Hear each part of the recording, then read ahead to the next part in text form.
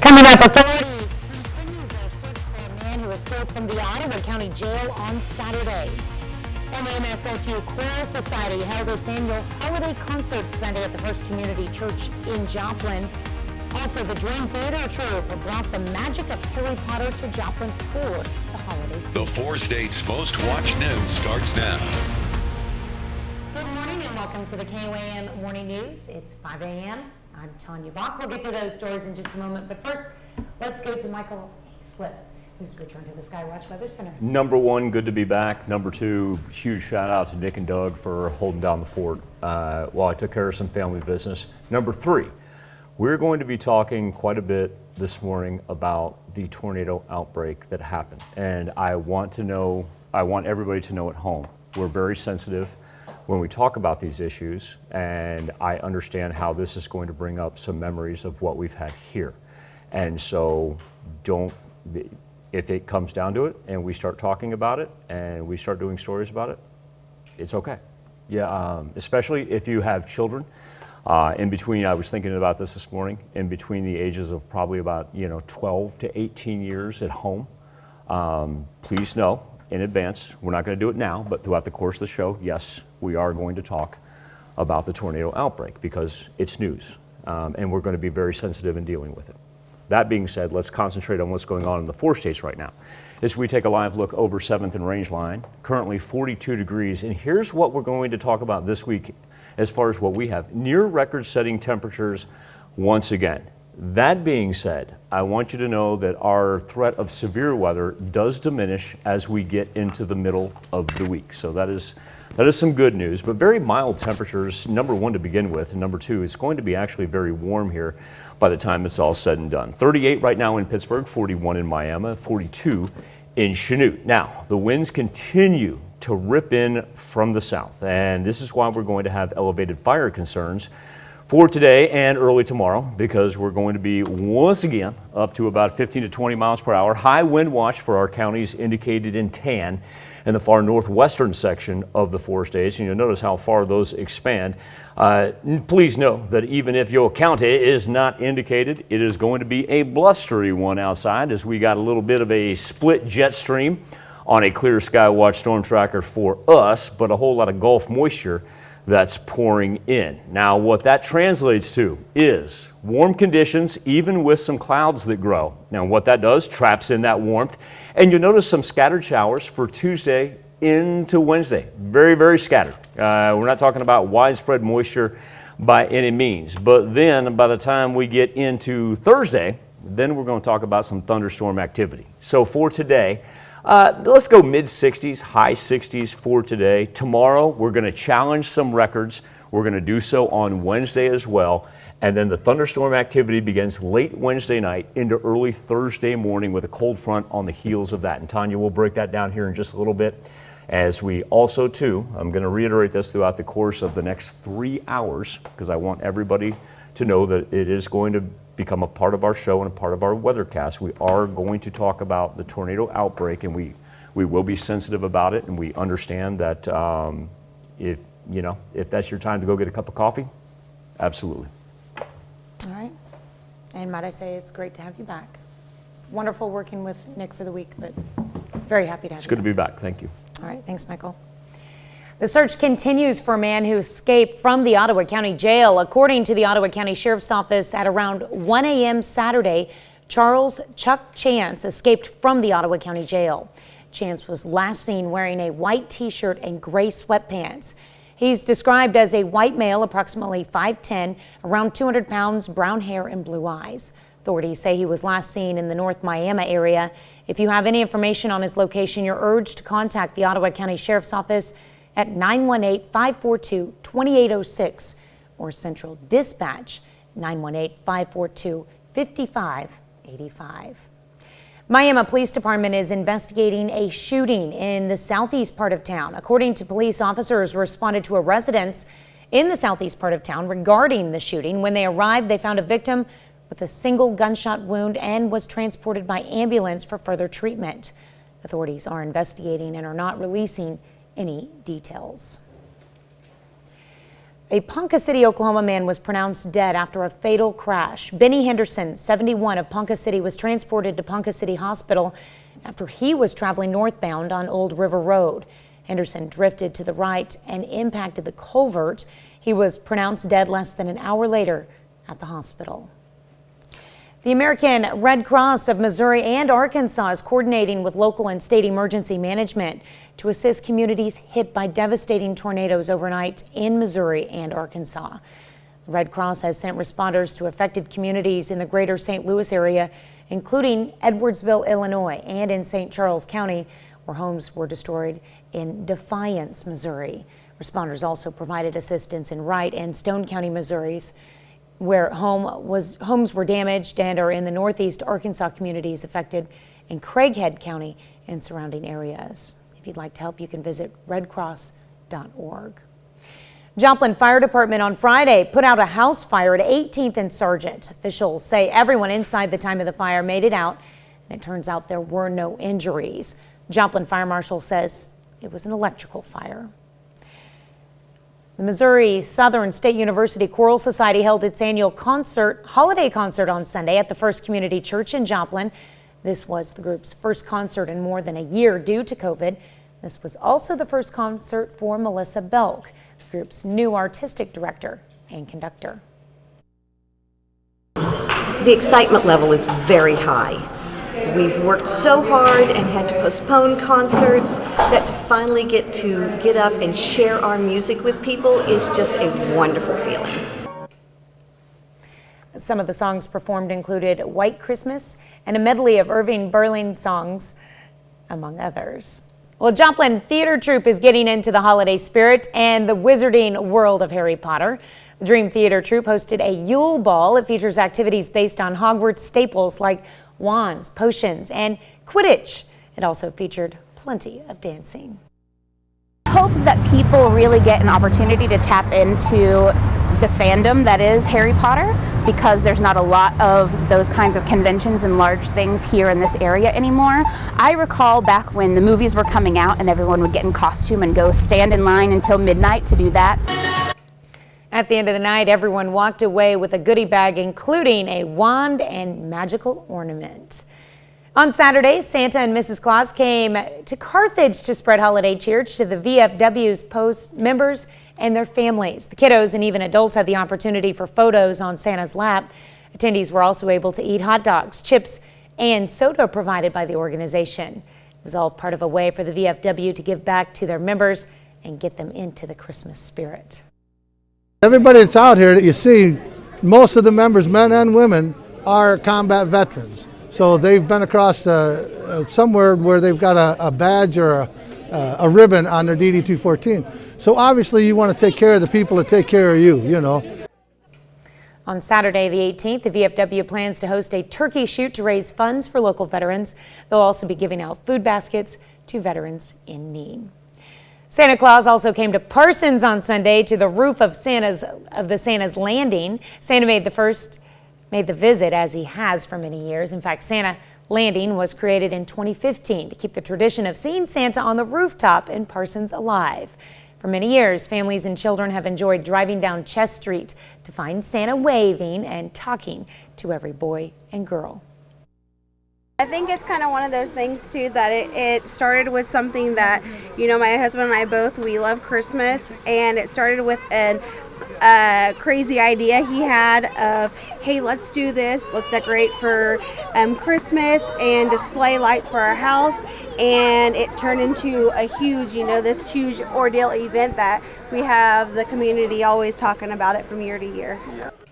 There was free hot chocolate available, perfect for a chilly evening like Sunday night. And kids had the opportunity to write a letter to Santa and drop it in the Santa mailbox. It's 5:07. Tremendous soundbite by her right there, to be able to formulate a thought while having the blinking lights on you, because I'd be like a blue healer and I'd be like, whoa, lights, what are we doing? Where's Santa? No, that was awesome. Kudos to her for being able to do that. Temperatures right now ranging from the high 30s into the low 40s this afternoon.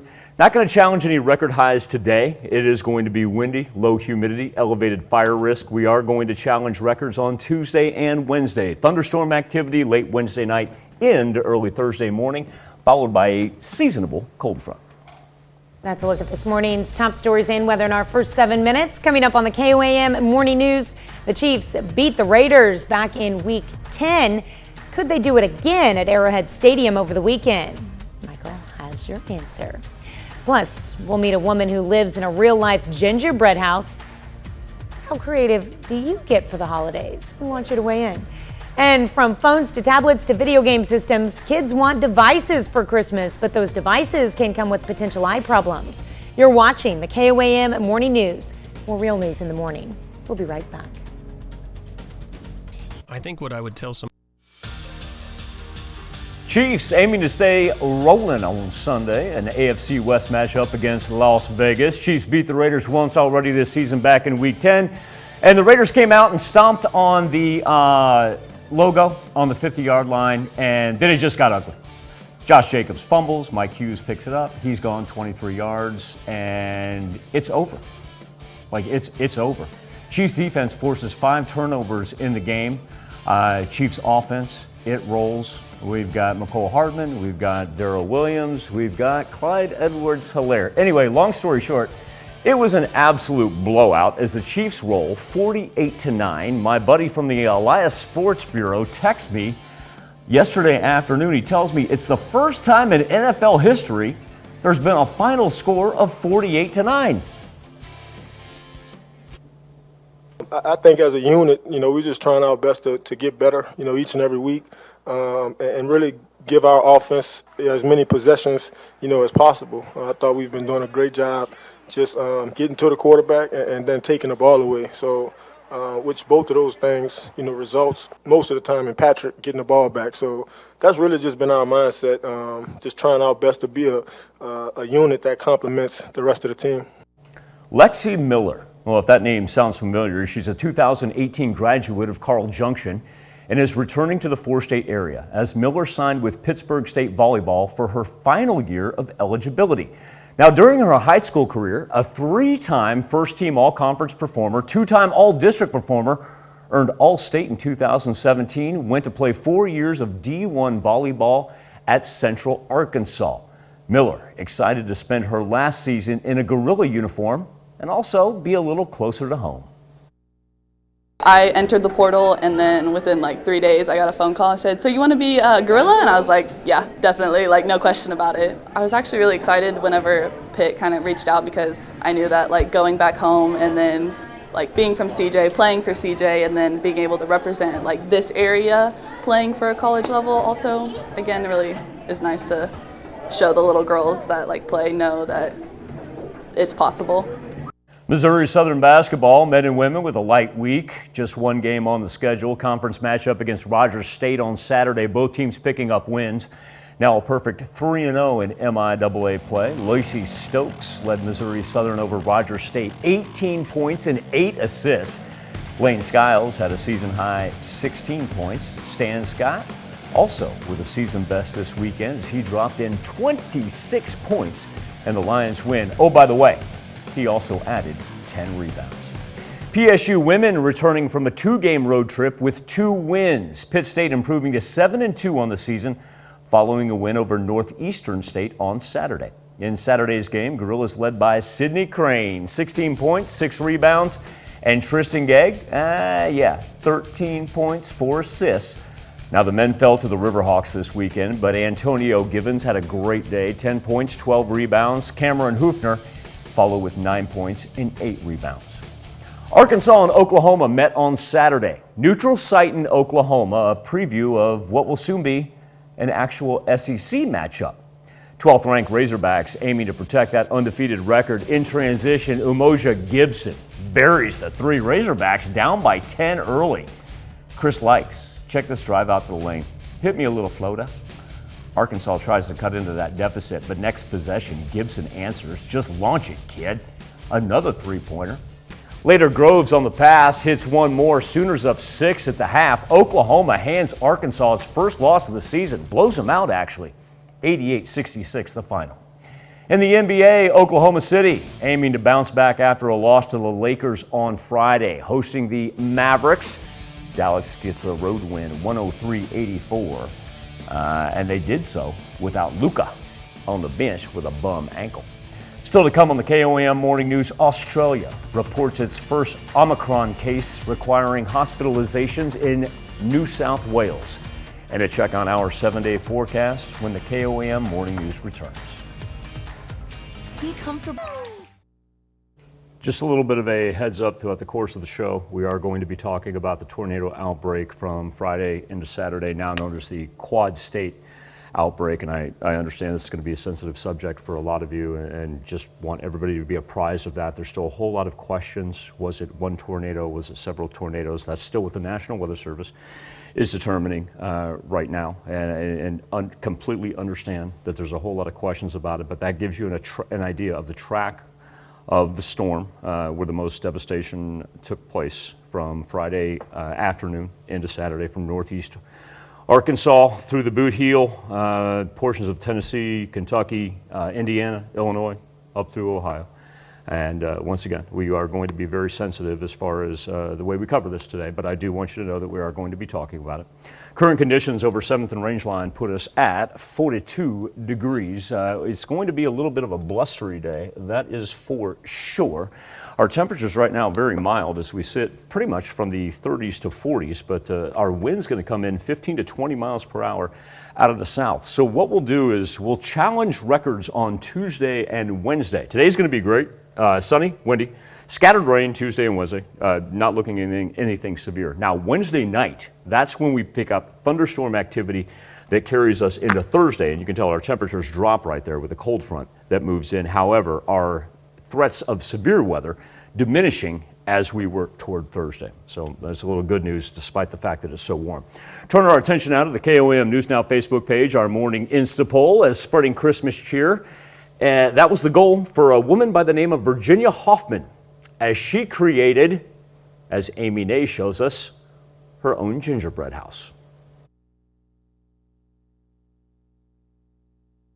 Giant gumdrops, peppermint swirls, candy canes, a fudge-striped cookie, even a gingerbread man adorning this home in the heart of Yalecrest in Salt Lake City. It's all homemade, and it's all been kind of figure it out as you go. Virginia Hoffman says it was a few years ago when she realized her red brick near century-old Tudor home with a few additions could possibly be a real-life gingerbread house. How would I do that? I wonder if I could do that. How could I make this house into a gingerbread house? Hardy enough to withstand the wintry weather, but still looking like something good enough to eat. I started with these gumballs and told my family about it, and luckily they didn't think I was crazy, and we started painting gumballs in the kitchen over Thanksgiving in 2019, and then my daughter and son-in-law helped me to figure out how to attach it to the roof. And then this interior designer by trade tackled one treat after another, a sweet and satisfying labor of love that she says consumed hundreds and hundreds of hours. If I'm stressed at work and can't sleep,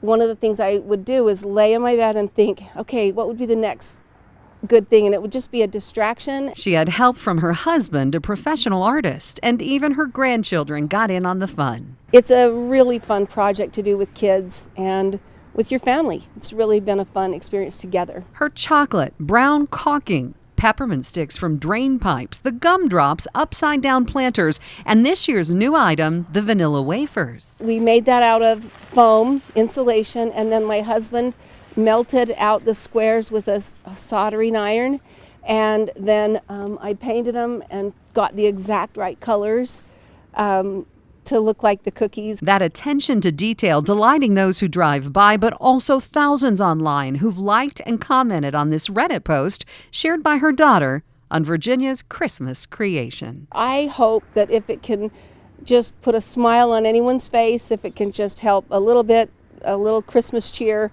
that's the whole goal, and it will all be worth it. What's this candy drawer? Who wants a lollipop? Our question, how creative do you get for Christmas? either our Facebook page or KOAMnewsnow.com/vote. Health Watch next. Topping Health Watch this morning, hot holiday gifts for children often include technology from phones to tablets to video game systems. Kids have spent much more time on screens during the pandemic, and it's leading to eye problems. Naomi Ruckham shows us why more children are needing glasses and how parents can help. All three of Ann Eng's boys are having issues with their eyesight. They are looking like out of the corner of their eye, squinting, or when they go pick up something, they have to get really close to either the screen or the phone. It's always in their face. Her oldest, Zayden, is at the eye doctor for an issue that's only gotten worse in school. They write big, but to me it seems small because I can't see. Zayden has myopia, or nearsightedness. It's feeling like it's even harder, that it's gotten worse? Yes. It's a diagnosis optometrist Dr. James Delarusso is seeing more often, especially in children. A lot more usage of device, not only for their academics, but also for leisure and social connection. And absolutely seeing a exponential increase in people's strength of their prescriptions. One study from China of more than 120,000 children ages 6 to 8 found cases of nearsightedness increased up to 3 times during the pandemic. Parents want the best for their kids. What can they do to slow this down? Well, I think knowledge is power and early diagnosis is key. Doctors say something as simple as spending a little more time outside can help slow the progression of nearsightedness. Dr. Delarusso recommends following the 20-20 rule. After 20 minutes of screen time, they want to look at an object 20 feet away for about 20 seconds to let their eye sort of reset that accommodation and relax. All tips Zayden and his mom hope will help him see better now and into the future. Naomi Ruckham, CBS News, New York. Eye doctors recommend having children screened for vision problems between the ages of 6 and 8 years old.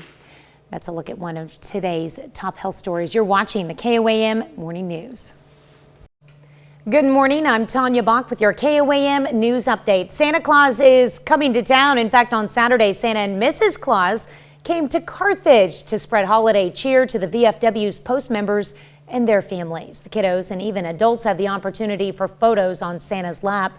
Attendees were also able to eat hot dogs, chips, and soda provided by the organization. It was all part of a way for the VFW to give back to their members and get them in the Christmas spirit. Santa also came to Parsons on Sunday to the roof of the Santa's Landing. The jolly old elf made the visit as he has for many years. In fact, Santa Landing was created in 2015 to keep the tradition of seeing Santa on the rooftop in Parsons alive. For many years, families and children have enjoyed driving down Chess Street to find Santa waving and talking to every boy and girl. There was free hot chocolate available, and kids had the opportunity to write a letter to Santa and drop it in the mailbox. We got a warm week ahead of us. We'll challenge records on Tuesday and Wednesday, as additionally high wind advisories for our northwest counties. Thunderstorm activity late Wednesday night into Thursday morning, followed by a cold front and a chilly weekend ahead.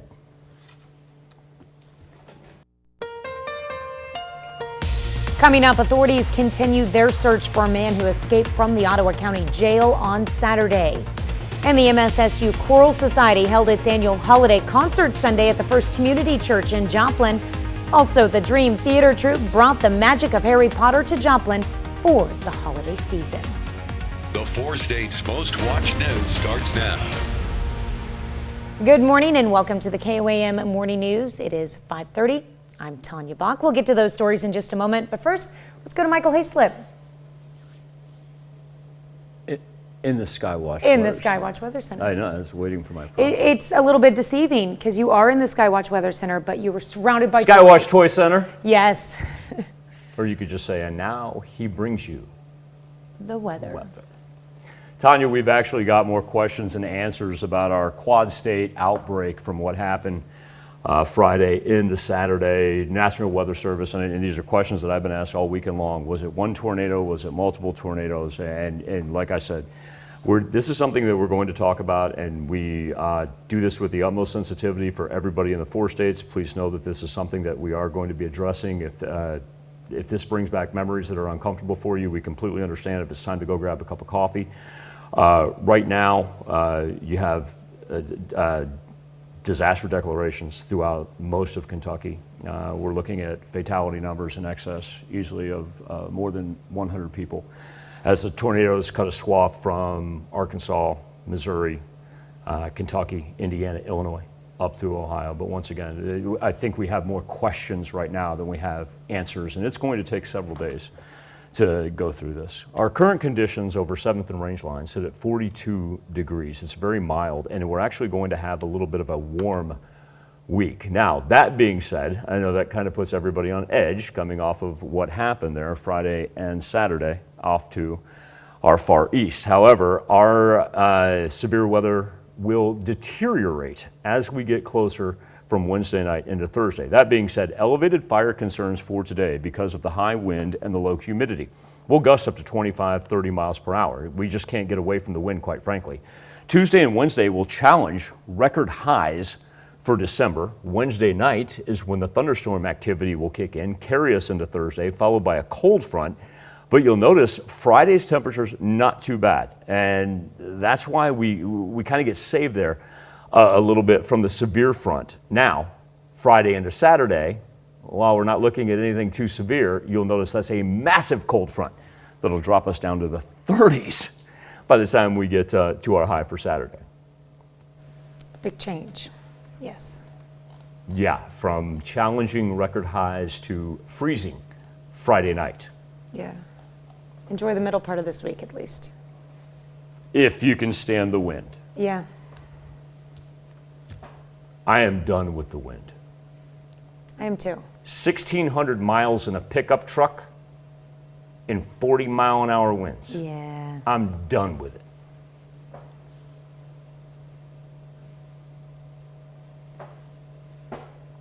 Hayslip out. All right. Somehow we'll work on getting you back to glass half full. We'll find it. Ah! We'll find it. It's Monday. We can't start off this way. No, I'm happy to be back. What are you talking about? Like, I'm back. The fam's in one piece. I'm ecstatic. There you go. Trust me. There you go. Trust me on that one. All right. Thanks, Michael. Well, the search continues for a man who escaped from the Ottawa County Jail. According to the Ottawa County Sheriff's Office, at around 1 a.m. Saturday, Charles Chuck Chance escaped from the Ottawa County Jail. Chance was last seen wearing a white T-shirt and gray sweatpants. He's described as a white male, approximately 5'10", around 200 pounds, brown hair and blue eyes. Authorities say he was last seen in the North Miami area. If you have any information on his location, you're urged to contact the Ottawa County Sheriff's Office at 918-542-2806 or the Central Dispatch, 918-542-5585. A couple of Joplin organizations came together to donate medical supplies to rural clinics. Joplin's Daybreak Rotary collected old medical equipment from Mercy Hospital. That equipment will get new life by being donated to Medical Supplies Network International. That organization takes the equipment and distributes it to rural hospitals and clinics in need around the globe.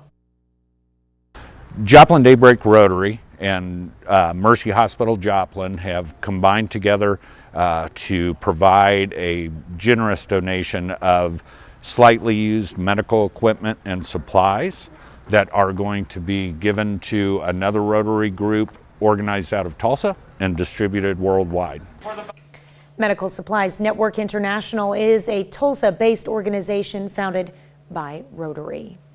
On Saturday, a group of Frontenac high schoolers were in Pittsburgh handing out shoes to those in need this winter. KOAM's Bronte Sorotsky spoke with the students on why they volunteer their time to help the community and how their teacher thinks it can help them in the future.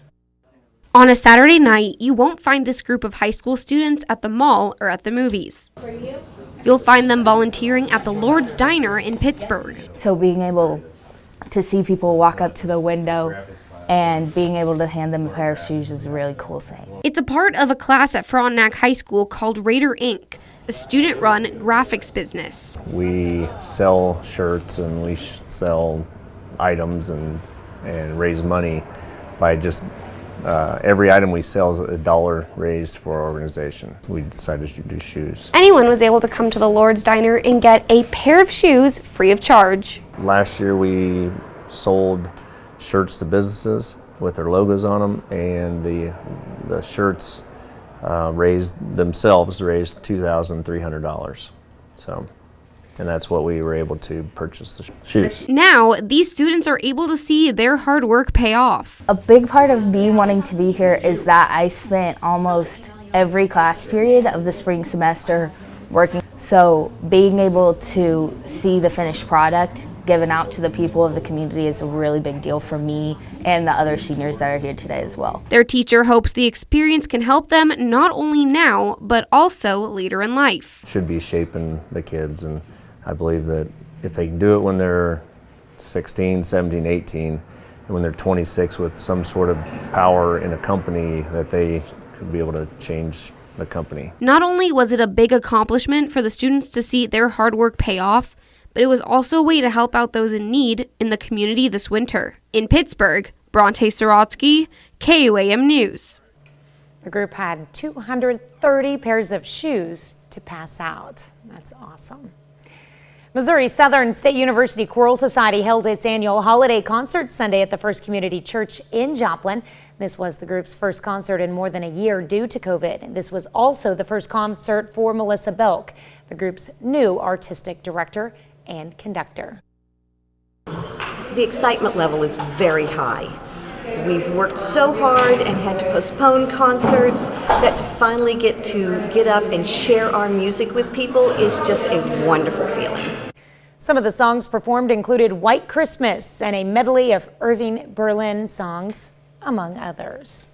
A Joplin theater troupe is getting into the holiday spirit and into the wizarding world of Harry Potter. Dream Theater Troupe hosted a Yule Ball. It featured activities based on Hogwarts staples like wands, potions, and Quidditch. It also featured plenty of dancing. I hope that people really get an opportunity to tap into the fandom that is Harry Potter, because there's not a lot of those kinds of conventions and large things here in this area anymore. I recall back when the movies were coming out and everyone would get in costume and go stand in line until midnight to do that. At the end of the night, everyone walked away with a goodie bag, including a wand and magical ornament. That's a look at our top news stories. Coming up this half hour on the KOAM Morning News, our own Bronte Sorotsky has the story of a group of women who changed mining conditions for the better in southeast Kansas. Plus, Israeli Prime Minister Naftali Bennett to visit Abu Dhabi today. First ever official visit by Israeli Prime Minister to the UAE. We're going to have the latest there. First, it's 5:37. It's going to be mild and windy today. Challenge record highs Tuesday and Wednesday. Dylan just popped me back up on cam here so I can tell Tanya. So I go home for a week, and Zuckerberg still hates me. What I was trying to get up and display, Clint Ryder, Southeast High School, back when I was doing sports, prompted the KOAM sports saying, "Easy, Ryder." Your Kansas High School Coach of the Year. He was just named. Oh, wow. He got to bang the drum yesterday at Arrowhead for the Raiders game. That's so cool. And so I got to pass that along and get Dylan, get Mark Z on the line. I can't log into anything, and I want to show Clint. I'm sorry? Thank you. Get your buddy Mark Z on the line. See if I can get this video here. It's great that our director Dylan, he picks up the phone and Zuckerberg he's got answers. Connections. It's great. We'll be back with World Watch right after this.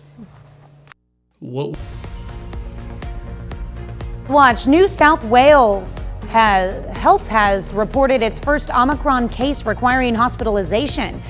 Dr. John Hall announced this in their daily COVID briefing on Sunday. When asked about whether he was concerned about the case, Australia's National Health Minister Greg Hunt reassured the public that the state had very strong hospital procedures for protection, isolation, and infection control.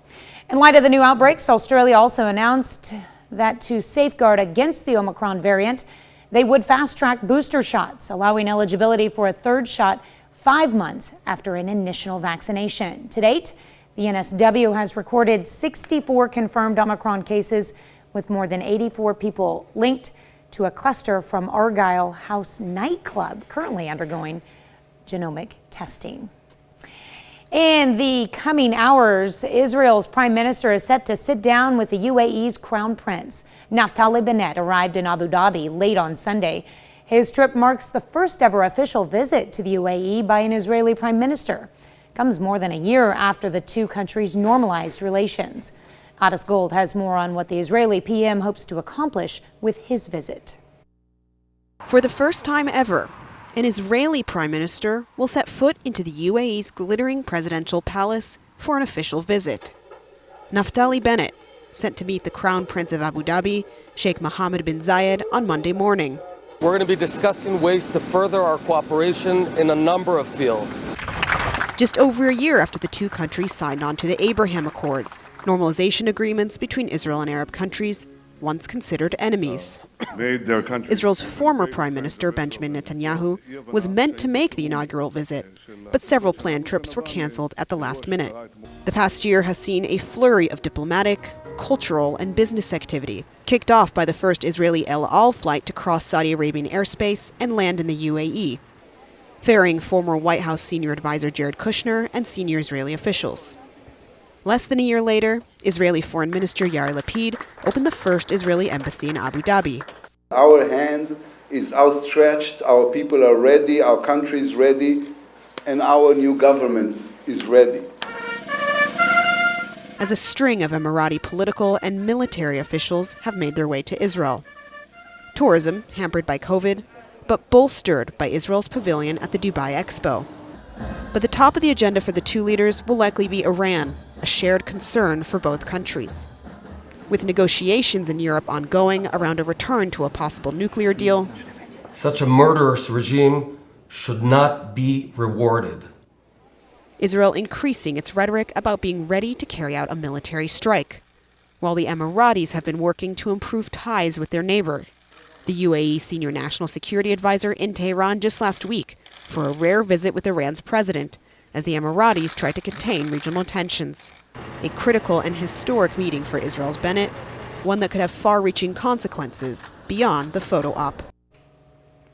That's a look at some of your biggest headlines from around the world. Let's toss it over to Michael for our Something to Talk About. Thank you, Tanya. This morning on the KOAM News Now Facebook page and our morning Insta poll, Christmas creativity. Woman in Salt Lake Springs has turned her house into an actual gingerbread house. That being said, we're asking how creative do you get for Christmas? Right now, 42% of you say hey, decorating the tree is good enough, and 8% putting the lights on the house. God bless you for your safety. 0% dressing like Santa. I do know somebody that does that, and I'll get a hold of them so they can vote. 8% of you decorating cookies, and 42% going with the vaunted other. You can participate each and every morning. Either connect to us via our Facebook page or directly to the poll, KOAMnewsnow.com/vote. We'll be back with the news you need to know before you head out the door right after this. Here's a check of today's top headlines, the news you need to know before you head out the door. A Joplin theater troupe is getting into the holiday spirit, and the wizarding world of Harry Potter Dream Theater Troupe hosted a Yule Ball. Featured activities based on Hogwarts staples like wands, potions, and Quidditch. It also featured plenty of dancing. Missouri Southern State University Choral Society held its annual holiday concert Sunday at the First Community Church in Joplin. This was the group's first concert in more than a year due to COVID. This was also the first concert for Melissa Belk, the group's new artistic director and conductor. Santa Claus is coming to town. In fact, Santa Claus came to Parsons on Sunday to the roof of the Santa's Landing. Santa made the visit as he has for many years. In fact, Santa Landing was created in 2015 to keep the tradition of seeing Santa on the rooftop in Parsons alive.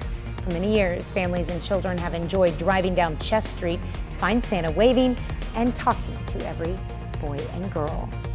On Saturday, Santa and Mrs. Claus were out and about in Carthage, Missouri to spread the holiday cheer to the VFW Post members and their families.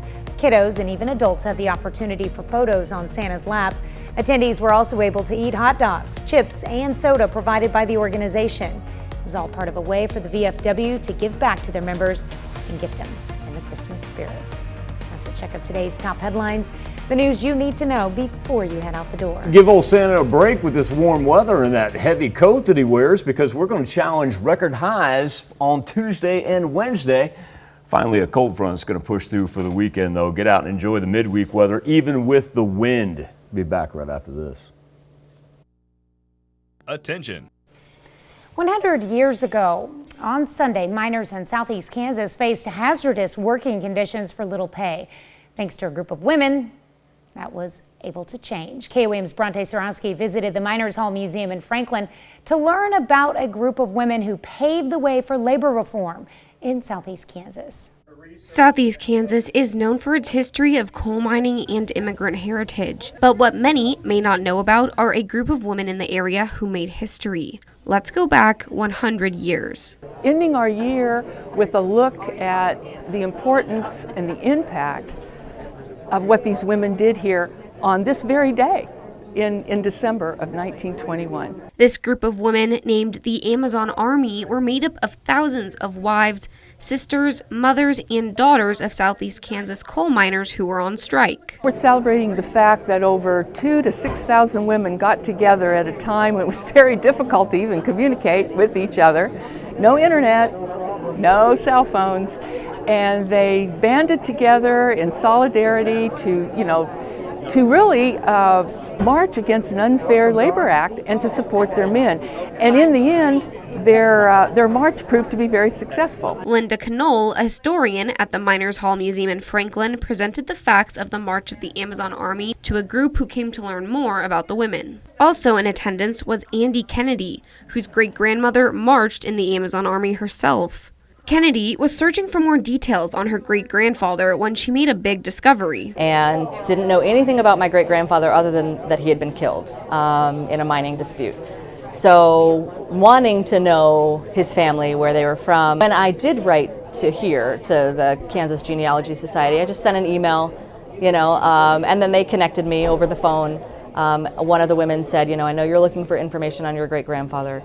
But did you know that your great-grandmother marched in the Amazon Army? And I said, the what? Right? That's when she learned about the marches that took place. Shocking, yeah. I'm actually putting it into a novel because it's just such an amazing story. She was definitely a pistol of a woman. What Knoll wanted for more people to know about this group of iconic southeast Kansas women was able to come to life. I am just pleased to have this opportunity. We had a speaker series. All year long we had speakers. People came to the museum. They all enjoyed the stories. And it's actually the day of one of their marches where 2,000 to 3,000 of them were out marching. In Franklin, Kansas, Bronte Sorowski, KOAM News. Back then, about a third of the nation's coal came from southeast Kansas. We'll return with another look of the forecast after the break. Coming up, authorities continue their search for a man who escaped from the Ottawa County Jail on Saturday. And the MSSU Choral Society held its annual holiday concert Sunday at the First Community Church in Joplin. Also, the Dream Theater Troupe brought the magic of Harry Potter to Joplin for the holiday season. The 4 states' most watched news starts now. Good morning and welcome to the KOAM Morning News. It is 6 a.m. I'm Tanya Buck, and now the weather with Michael Hayslip. Good to be back, and also too throughout the course of the show, just want everybody to be apprised of the situation that we will be talking about what's now known as the Quad State tornado outbreak. We will be sensitive, of course, for what we've had here in the 4 states. Gives you an idea of the track right there. And we completely understand if that's your time to go get a cup of coffee and whatnot, but do want everybody to know that it will be addressed throughout the course of the show, as you have a declaration emergency for the entire state right now of Kentucky, and gives you an idea of the swath that it cut right there from Friday night into Saturday morning. Damage still being assessed. I know the number one question that I've gotten about it, was it truly one tornado or was it multiple tornadoes? And the answer to that is we have more questions right now than we do answers. That is yet to be determined. And certainly as we get that information, we will pass that along. As we sit over 7th and Rangeline right now, 43 degrees. It is actually going to be comfortable today and then warm by the middle of the week. 41 in Miami, let's go 41 in Chanute, and 39 in Monette, with the south wind that continues to whip in And we'll do so at 15 to 20 miles per hour today, gusting up to 25. So no surprise that we got high wind watches for our counties indicated in tan. And even if you're not in one of those counties, please know it is going to be blustery once again. Highs today in the mid 60s. So that's unseasonably warm, and eventually a little scattered rain. But here's the deceiving thing about it. The cloud cover and the scattered rain for Tuesday into Wednesday. Not widespread, nothing severe of that nature. And look at this 7-day forecast, Tanya. We're going to be challenging record highs on Tuesday and Wednesday. Wednesday night is when the thunderstorms will occur. And even though we get a little bit of a dip, 20-degree dip from Wednesday into Thursday, our severe threat does diminish as we work into Thursday morning because we're able to warm up on Friday. But then the bigger cold front is actually from Friday into Saturday, where we drop down below the freezing point overnight and only end up in the mid-30s on Saturday afternoon. There you go. Wow. That's going to be a big change. Stark reminder that it's December right there. Yeah. I thought it was crazy, like Friday night, or Friday afternoon, it was like 73 degrees. That's what I heard. It was so nice. And then by I apologize, like everybody for at home going, what do you mean that's what you heard? Yeah. So I've been out of town for a week. Yeah.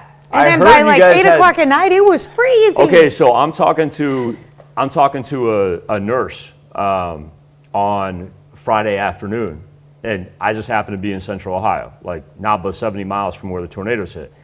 And I looked at her and I go, it's too warm. And she looks at me, she goes, there's no such thing as too warm. And I said, yes, ma'am, there is. This ain't good.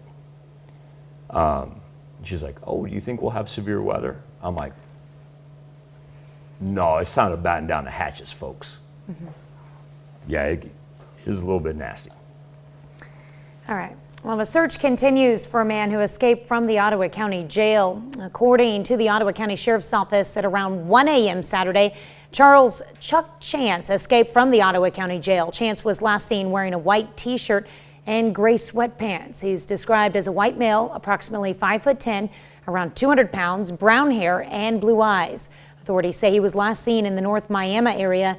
If you have any information on his location, you're urged to contact the Ottawa County Sheriff's Office, 918-542-2806, or Central Dispatch, 918-542-5585.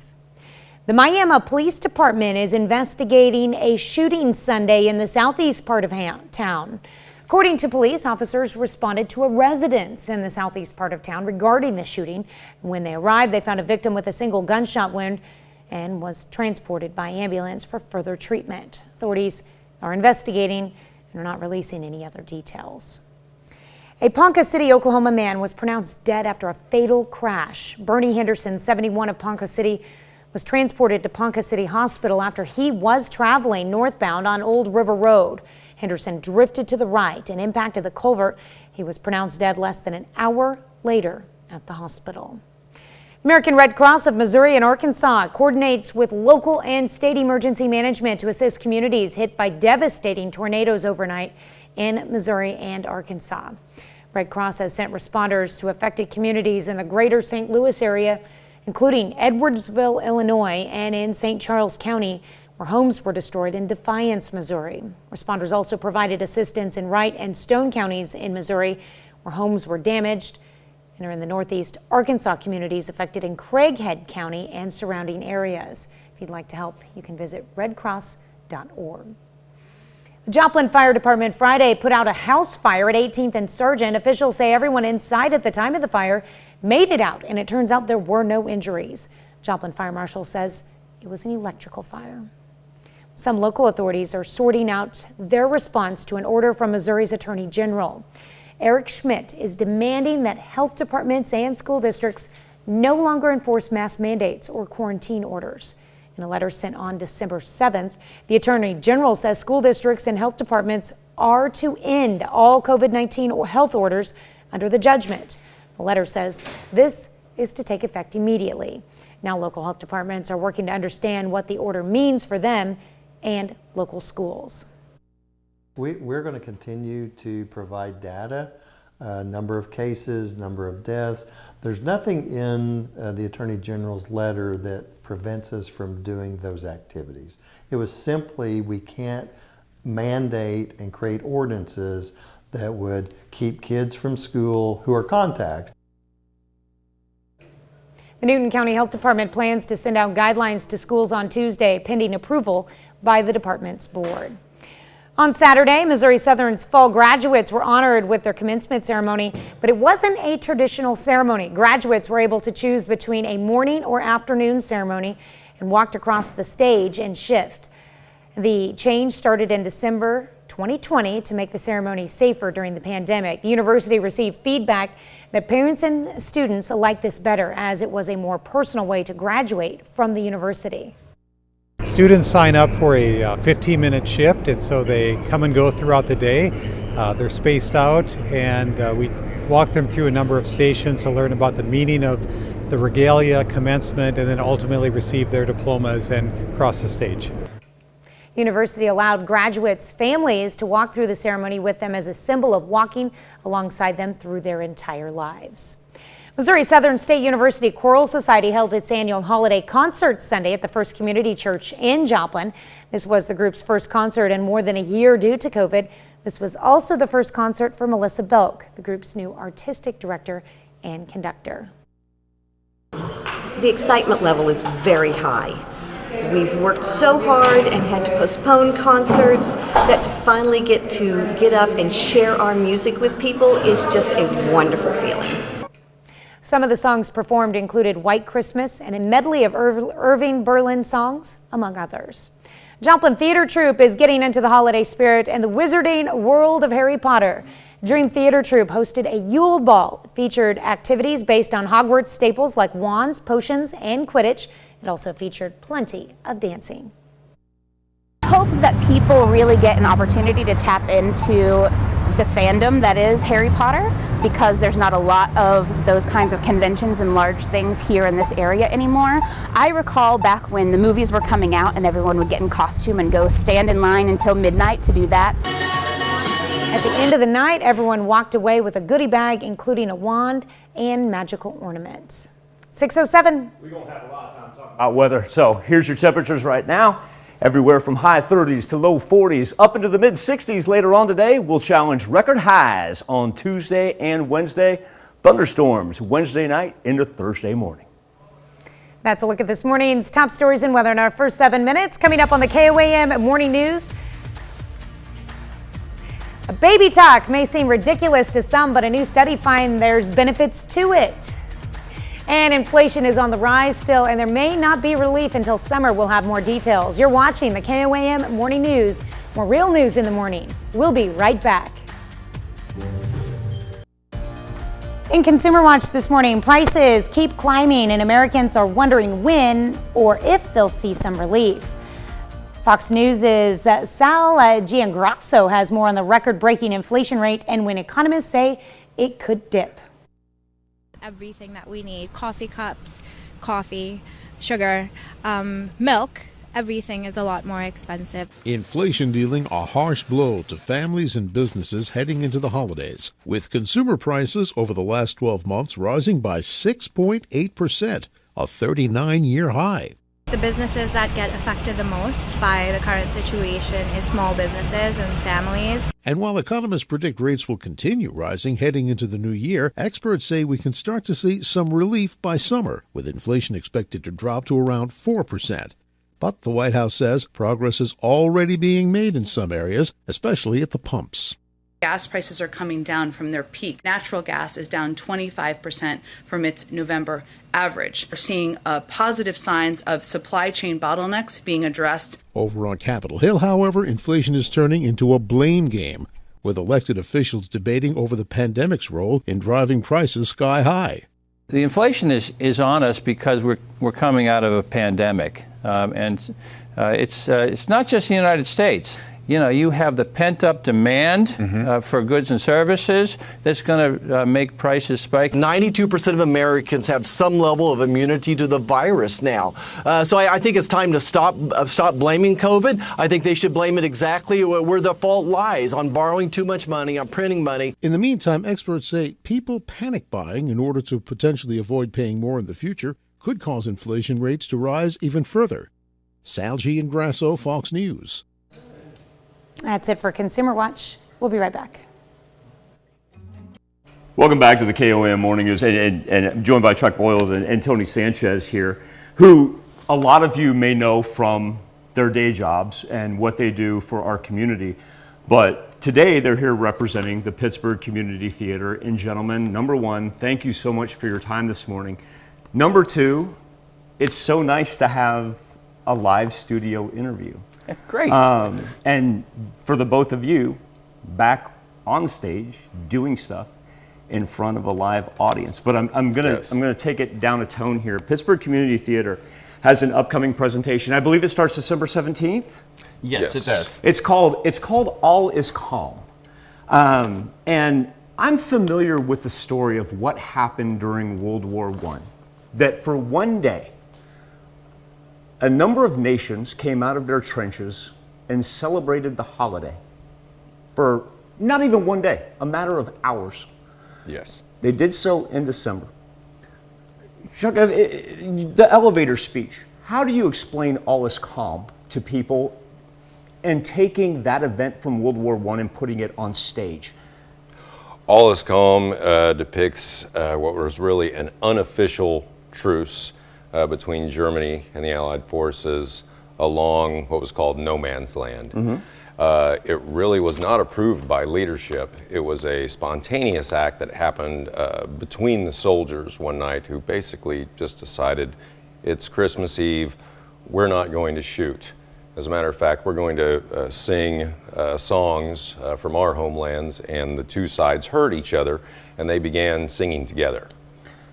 Tony, I'm gonna put you on the spot here. I knew you would. You and I both have children. Yes. And through the duration of our children's lifetime, our country's been at war. You take this as a thespian to the stage to do to show people what it's like for a matter of one day for nations to come together. What was that like for you? Well, I tell you, being of an age, like you said, of being a parent, and then you see these young men who are in high school up on stage, and these were the men who were actually out there fighting. It's a powerful moment. It's a powerful show. Yeah. What did you learn from your character? Well, I learned that even in times of great strife and battle, people can still come together, and that we truly have more that brings us together than we do that tears us apart. Chuck, from your background and everything that you do, because the performances that I've seen, everything that you're a part of, are just absolutely tremendous. What challenges did you run into as far as being a part of this? Well, there are 4 different people from history that I read letters from. Fortunately, they're all either English or Scottish. And trying to do that accent and be true to who those people were, and realizing that you're reading a letter that was actually written. A real letter, right? A real live letter. Yes, the entire show is dialogue that was written by soldiers there on the front line, and actually a couple of poems. How did you immerse yourself in that character to make sure that you were true to what historically happened, and also to represent the human dignity that I know you can always bring forth? Well, I've been asked to wear a kilt as a Scottish soldier. But, and I've been asked to talk about it.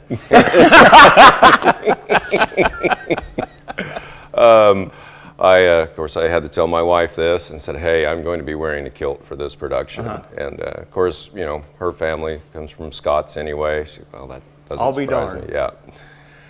Tony, the challenges that you had to overcome. I know it's going to be a great performance, but for every thespian, there are challenges that you go through before you get to opening night. So this show is all a cappella. Oh my goodness, is it really? Right. So you come out and you get that first tone, and then you're off and running. And so that's the challenge, is staying on pitch, listening to the other people who are on stage singing with you. So yeah, it can be a real challenge.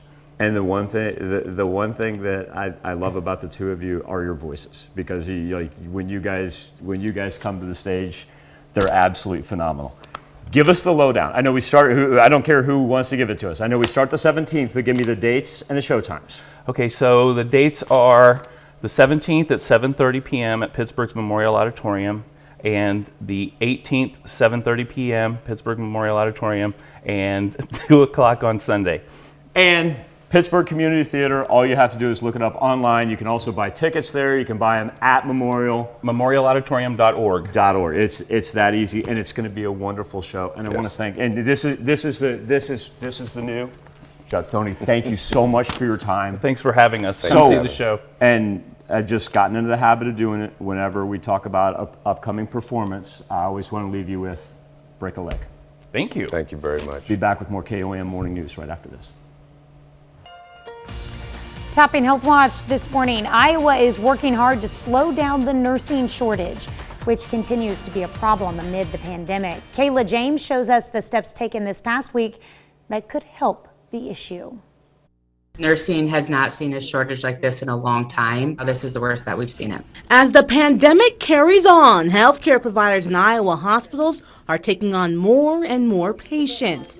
Friday's numbers show a record for 2021 with 806 people hospitalized of COVID across the state. Due to the shortages, nurses are being asked to work more hours than they usually work, and working just harder nursing conditions because patients are sicker. And so our hospitals are hiring nurses that could be from anywhere in the country. Jennifer Nutt is the vice president of nursing and clinic services at the Iowa Hospital Association. She says hospitals hiring traveling nurses have to pay them more because it's built into their contract. But a sense of relief is coming soon for over a dozen facilities across the state. Iowa is contracting 100 healthcare providers, both nurses and respiratory therapists, to temporarily work in those hospitals. That is to help relieve our smaller hospitals so they can send their sick patients to a larger hospital to help relieve the burden on both sides. The state will use federal money to pay for the contracted healthcare providers. As for long-term relief, the focus is on future generations. Just this week, the governor's office announced $4 million in grant money will be used to prepare more students for high-demand jobs. $1 million each goes to 4 of Iowa's community colleges, all of which have plans to expand programs into rural communities. And anything we can do to attract people to the healthcare field is really important right now, to get them started and then to get them graduated and working in Iowa. And that's a look at some of today's top health stories. You're watching the KOAM Morning News. Temperatures right now. Whoa, hey, bring the voice back a little bit. Temperatures right now ranging from the high 30s in to the low 40s. Eventually, we're going to work up into the mid 60s. Going to be a windy one. Challenge record highs on Tuesday and Wednesday. Back right after this. Coming up, authorities continue their search for a man who escaped from the Ottawa County Jail on Saturday. And the MSSU Choral Society held its annual holiday concert Sunday at the First Community Church in Joplin. Also, the Dream Theater Troupe brought the magic of Harry Potter to Joplin for the holiday season. The 4 states' most watched news starts now. Good morning and welcome to the KOAM Morning News. It is 6:30. I'm Tanya Bach. We'll get to those stories in just a moment, but first let's go to Michael Hayslip in the Skywatch Weather Center. And coming up here in just a little bit, Tanya, we're going to talk about Friday into Saturday morning's tornado outbreak, now known as the Quad State Tornado Outbreak. This is just an idea of the swath that it cut. Once again, we will be extremely sensitive to all of you who you know, we know this is a sensitive topic here in the 4 states. Especially Tanya and I were talking earlier, you know, you got kids in between probably 2 and 18, or well, they would have been 2, but what, 12 and 18 now? You know, just grab a cup of coffee, grab them breakfast. When we do talk about it, we completely understand. Our current conditions over 7th and Range Line now stand at 43 degrees. Look at that wind though. That thing has not quit for the last several days. Our temperature is very mild for this time of year. 43 in Joplin, 38 in Neodesha, 42 in Carthage, but it's going to be one of those days where the humidity drops down to about 30%, and since the wind comes in to 15 to 20 miles per hour, that bring us high wind watches for our counties in tan, we are going to have an elevated fire risk for today. Very mild though, mid 60s, and now when we get to Tuesday and Wednesday, we challenge record highs. Wednesday night, that's when thunderstorms finally occur. And that'll bring us a little bit of a cold front for Thursday. But you notice the biggest difference is actually going to be Friday night into Saturday. Well, we'll have some more scattered thunderstorms. We're not looking at anything severe. But you wake up on Saturday morning and it's going to be a stark difference from what we'll have here middle of the week. Yeah. You know, about 40 degrees. No bigs. Just a few changes. It's going to be chilly. 40-degree difference. No bigs, right? Yeah. All right, thanks, Michael. The search continues for a man who escaped from the Ottawa County Jail. According to the Ottawa County Sheriff's Office, at around 1 a.m. Saturday, Charles Chuck Chance escaped from the Ottawa County Jail. Chance was last seen wearing a white t-shirt and gray sweatpants. He's described as a white male, approximately 5'10", around 200 pounds, brown hair, and blue eyes. Authorities say he was last seen in the North Miami area. If you have any information on his location, you're urged to contact the Ottawa County Sheriff's Office 918-542-2806 or Central Dispatch at 918-542-5585. Missouri Southern State University Choral Society held its annual holiday concert Sunday at the First Community Church in Joplin. This was the group's first concert in more than a year due to COVID. This was also the first concert for Melissa Belk, the group's new artistic director and conductor. The excitement level is very high. We've worked so hard and had to postpone concerts that to finally get up and share our music with people is just a wonderful feeling. Some of the songs performed included White Christmas and a medley of Irving Berlin songs, among others. A Joplin theater troupe is getting into the holiday spirit and the wizarding world of Harry Potter. Dream Theater Troupe hosted a Yule Ball, featured activities based on Hogwarts staples like wands, potions, and Quidditch. It also featured plenty of dancing. I hope that people really get an opportunity to tap into the fandom that is Harry Potter, because there's not a lot of those kinds of conventions and large things here in this area anymore.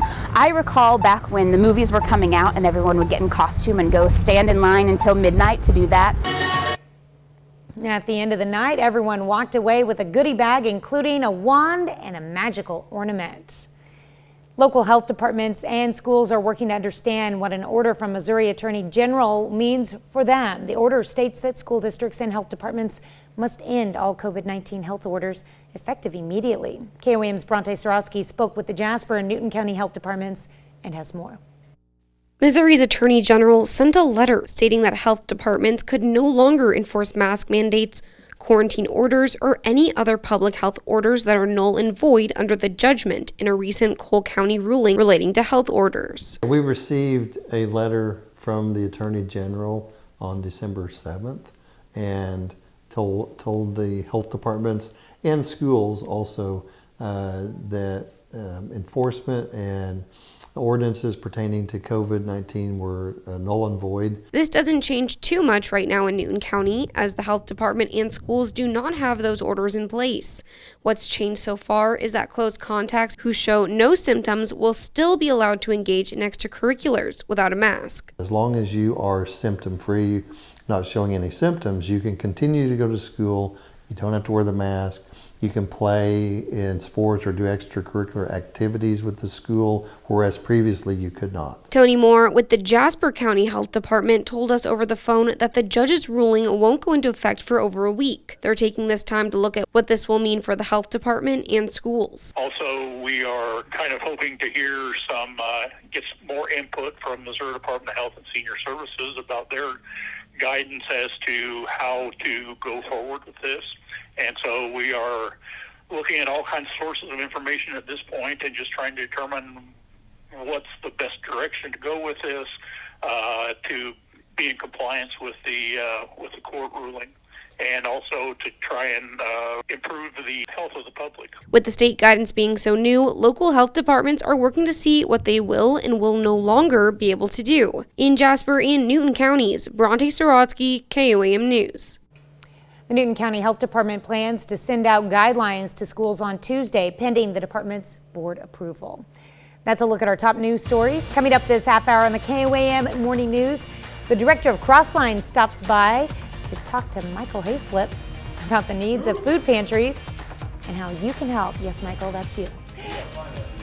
Plus, we'll honor our four-state hero and celebrate birthdays and anniversaries from over the weekend and today.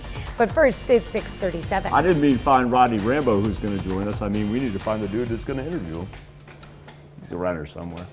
Mid-60s, windy, that is for sure, but can't complain about the temperatures. Elevated fire risk with low humidity, challenging record highs on Tuesday and Wednesday. We'll be back and talk to Rodney Rambo right after this. I'm Brad at So, welcome back to the KOAM Morning. This is Rodney Rambo. For those of you that don't know, lead minister at Crossline Ministry, lead pastor, I should say, and just a marvelous human being. And Rodney, the reason we came back laughing is Rodney and I were trying to figure out the last time that he'd been on the show. Now that we're back to doing in-person interviews, and he made a great point. He goes, since COVID, we all know what Rodney's saying. That time has just passed us all. Yeah. And it's crazy when I think about this is the 18th year of Feed the Four States. Yep. You want to talk about time flying. Yeah. That is it, but here's the other thing. The fact that we're nearing 2 decades of what we call our Feed the Four State food drive shows how sustainable and how important it has become. So before we get to the particulars about how you all can help Rodney and his flock and the entire 4 states put food in the pantry, talk about what these past 2 years have been like at food pantries and at your ministry for people in need. Yeah, well, the last 2 years have been a roller coaster. We saw obviously record need, as the outbreak started, but then we saw that need kind of come to a halt with some of the government initiatives and stimulus. All of a sudden, most of our people who come to a place like Crosslines, they don't come unless they have to. So when they didn't have to, they didn't. But now we're seeing kind of return back to normal. Some of the normal patterns. This is a time of year where need is really high. For folks that the budget's tight normally, well, that gets really tight in December. Just the pressure of putting those toys under the tree. The kids are going to be out of school for a few weeks, so we're going to need extra groceries. The utility bills are starting to get high again. Right. So December is kind of that time of year when everything comes together, and we've definitely been busy these last few weeks. When you talk about an initiative like Feed the Four States, how important is that? And it could be non-perishable food items that maybe people that are fortunate enough to have them take for granted. Yeah. But what does that mean to people who come to Crosslines? What does that mean to them as they go through? And what you provide is amazing, but folks, we need to stack that pantry. What does that mean to those people who leave the Crossline Ministries? Well, it means everything. I mean, for the people that are coming here, a lot of us don't think about the choices that have to be made. There are people in our community who have to decide, do I put away $20 for groceries, or do I put gas in my car to get to work? Great point. Do I pay off that shut-off notice that keeps coming, or do I go buy groceries, for the next couple weeks? I mean, those are choices people have to make every day. So because of things like Feed the Four States, Crosslines is able to help with that choice. We're able to help take care of that one thing, so that we don't ever want food to be a choice a family needs to make. Because folks, food should not be a choice for anybody. And so, Rodney, one of those things where, okay, now that I know about Feed the Four States, and I know that I can drop them off at Crosslines, and folks, we've got set up donation boxes all over the 4 states. I think my specific question to you now is, as I'm going through the grocery store, and I'm looking for whether it goes to Crosslines, whether it goes to Wesley House, whether it goes to any of our food banks, what items should I look for to help out our neighbors in need? Yeah, I mean, definitely always those non-perishable items. I mean, canned goods, peanut butter and jelly are really popular. Something that you can, the things when you think about like what are things I'm going to make kids for lunch when they're, on break, macaroni and cheese, something, that'll last and can be in a warehouse. Those kind of things really popular, canned meats, any kind of boxed dinners, any non-perishable food item is incredibly helpful. And then another thing, to consider if all of that seems complicated to you, donate the dollars to your local food pantry, and they'd be glad. All of us food pantries, typically have to purchase a percentage of our food, and it is true that we can stretch that dollar a little bit further because of our unique partnership with Ozark Food Harvest and whatnot. So, non-perishable food items at the store, and if you don't want to have to mess with all of that, donate those dollars to your food pantry, and they'll do it for you. And I'm going to brag on Rodney just a little bit, because while he's here representing Crosslines, we're more importantly talking about Feed the Four States, your donations, and how it helps all food banks. Where do we go from here post-pandemic? We know the phrase, need knows no season. Yeah. People are going to say, oh, people were in need because of the pandemic. Maybe it's slowed down. People aren't in need anymore. What do you tell people? Well, I think that's just not true at all. I grew up, in a family, here in Joplin, where, I had a mom and dad that worked really hard, but they both went back to school late in life, and they worked multiple jobs, and things were tight. And sometimes there was just, we had a local church and family that provided a hand up when things got hard. And a lot of people in our community work really hard. A lot of people don't know this, but at Crosslines, we see between 1,500 and 2,000 people a month, and over 80% of the people that come to Crosslines are employed in some capacity. But the budget's tight, and when that transmission goes out, all of a sudden, you're in a bad spot. So that's every food pantry is different, but that's what we do at Crosslines.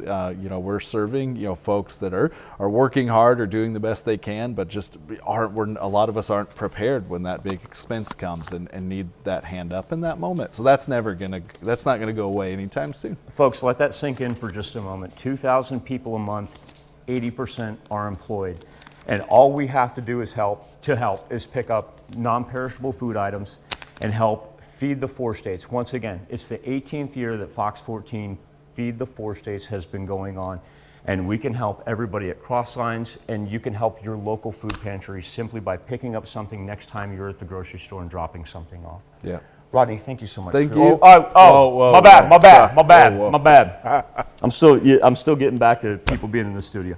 Once again, help us feed the four states, 18th year. And Rodney, thank you for your time. Thank you. And thank you for everything you do for our community. Oh, man. Thank you so much for having me.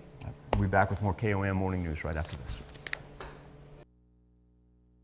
We take this time to honor today's four-state hero, Henry Roemiller. Corporal Roemiller served with the U.S. Army's military police from 1943 until 1945, assisting with injured soldiers at military hospitals. His hometown, Chautauqua, Kansas. We thank you, Corporal Henry Roemiller, today's four-state hero. With Jax Ludwig, love that name, my man. Jax is turning 11 and a very happy birthday in Edna. All right, and we've got Blake Brokaw turning 13 years old this year. Nice picture there of Blake in Girard. Got to run to the knack because the Level twins are celebrating their 19th birthday. My goodness. Anna and Ashley want you to get, you two young women, now that you're 19, you two young women to have a wonderful birthday. Billy Malvin turning 19 years old as well. Happy birthday to Billy, celebrating out in Reeds, Missouri. Now we're on to our 20s.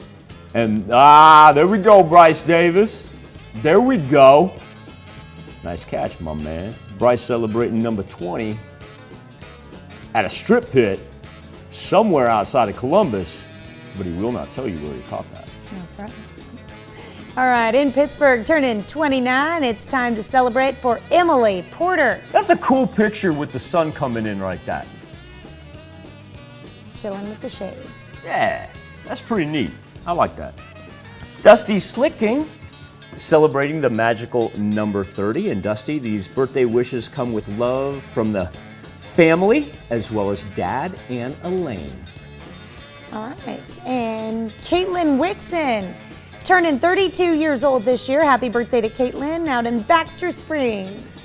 We've got a magical number 40 on our hands for Tiffany Ribbon. Tiffany, a very happy birthday in Chanute with love from the entire family. All right, and happy birthday from the family going to Chad Irwin in Carthage. Chad is now 43 years old. Well, I'll tell you who else gets birthday love from the entire family. It is that gentleman right there, Randy Black, as he celebrates his 51st. Randy, also in Carthage. A very happy birthday, Randy. All right, looking good there, Randy. Kathy Claflin Ashworth celebrating the big 6-0 this year. Happy birthday to Kathy in Sheldon, Missouri. Do you see what Kathy just gave us right there? You know what that means? We just ran a 20, 30, 40, 50, and 60. Oh, wow. Or 51. We're going to give Randy credit. Yeah, I thought that was pretty cool. Mike Tubaugh, our good friend Mike Tubaugh. Oh, man, he's still running around with the little ones, isn't he? Mike, a very happy 63rd birthday. He's in Jasper. All right. And if you see him out and about, wish him a happy birthday. Steve Cisney, 69 years old this year in Fort Scott. So what if there's some poor kid in Fort Scott, excuse me, some very fortunate kid, if you're that good looking and whatnot, who looks like that right now, and you're on your way, to Fort Scott Junior High, and everybody's like, happy birthday, Steve, and you're like, what in the world are they talking? Why is everybody saying happy birthday? I love the throwback pic. Find the adult version of Steve Cisney and wish him a happy birthday. That's great. Barbara Ribick, she is celebrating her 77th birthday. What a marvelous picture right there. And Barbara, this comes with love from Tiffany, Caitlin, Megan, Raylan, Athena, and Sophia. My goodness, that's a family full of love right there. Miss Barbara's in Chanute. All right, in Columbus, Jacob Bowles is celebrating a birthday. Time to party there for Jacob. Happy birthday. And a very happy birthday to Angie Appleby. Angie, have a great day. Mark and Crystal Johnson in La Russell are celebrating 9 years together. Congratulations to the Johnsons in La Russell. Happy anniversary. And who that is? That's our own Jake Tackberry. He is one of our marvelous Nightside producers. While you don't see him on air, what you don't know is he's the one that brings you the news each and every night. Jake, a very happy birthday to you. And occasionally, and I know, a little birdie told me that we might be hearing his voice a couple times this week as well. Well, he did a great some job reporting. with that Pittsburgh Purple Lights story. I haven't seen him to tell him that, but I thoroughly enjoyed that. He did a great job with that. Stay tuned for some upcoming Toy Box pieces. Cool. Clara Whelan celebrating her 87th birthday. And Clara, happy birthday wishes from your daughter Linda as Clara celebrates in St. Paul. Jerry Blyle. Jerry used to live in Miami, and so we want to wish her a happy birthday. Christy York, have a marvelous birthday in Lawton. And Chloe Sharts is celebrating her 12th birthday. Miss Chloe, have a wonderful day in Pittsburgh. Now, here's Tanya Bach with a very important birthday announcement. All right, you can be a part of the KOAM Birthday Club by going to our website and signing up. And once you do, you'll get special deals from local businesses. Go to KOAMnewsnow.com and sign up for the KOAM Birthday Club today. Christmas is a Temperature is going to be in the mid-60s today. Absolutely delightful. It is going to be windy, elevated fire risk because of our low humidity. And then we go on to challenge record highs for the middle of December on Tuesday and Wednesday. Overnight thunderstorms for Wednesday night into Thursday. A little bit cooler there by the end of the work week. But the nice thing is as we creep toward those thunderstorms, our chances for severe weather do diminish. Right, well, coming up today at noon, we're making chocolate meatball cookies in the Mr. Food Test Kitchen. And don't worry, there's no meat actually in these cookies, just the shape. The movie by the name is Heathers. Yes. Yes. Tanya and I were just talking about a 1980s cult classic. Heathers. I think it came out in like 84 or something. It's the name of the movie. Christian Slater. Yeah, it seems right. Yes. That seems right. It seems about that time. I thought, yeah. The movie was all about colors. Yes, anyway. All right, your morning news continues on KOAM. We've got the CBS Morning News. That's coming up next. Or you could switch on over with us on Fox 14, where your only local morning news continues. And what do we have coming up, Michael? Well, I tell you what I'm going to do is I'm going to dive into the swath of tornadoes that happened to the Midwest. From Friday night into Saturday, we're going to kind of break down and answer a whole lot of questions that I got over the weekend. Was it one? Was it multiple? And of course, as I've been reiterating through the course of the show, we are very sensitive to this subject, but hopefully we can get some of those questions answered as we progress through the show, and also too talk about challenging some record highs. Remember, we just did this last week. We talked about December record highs when we started the month. Well, by the time we get to about the 16th and 17th, we're going to do it again. And we're going to take you to Santa School. That's a really cool story coming up. Plus an amazing story about the history of Southeast Kansas and the Amazon Army. All right, that wraps it up for this Monday edition. I want to thank you all for joining us. Get out and enjoy some sunshine. Just be wary of the wind. Do me a favor. Be safe. We'll do this all again tomorrow morning. And we're going to do it again today at noon.